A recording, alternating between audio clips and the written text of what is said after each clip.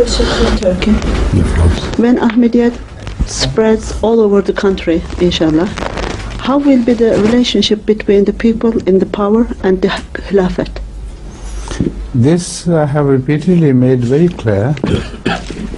Not only I, but before me, Hazrat Muslim, the second head of the Ahmadiyya community, spoke on this issue and made it absolutely clear that no Khalifa would ever accept a political role directly to play.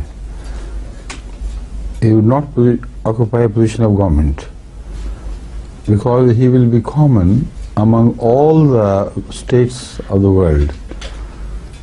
So as such, it would be impossible for him to represent one state and the interest of one state alone.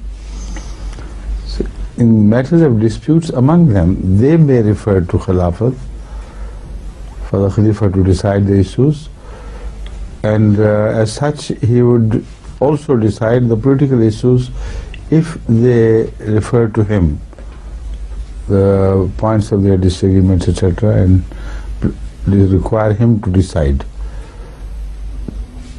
But otherwise, his main occupation would be the spiritual and moral upbringing of the entire world, and to monitor the situation, religious situation everywhere in the world.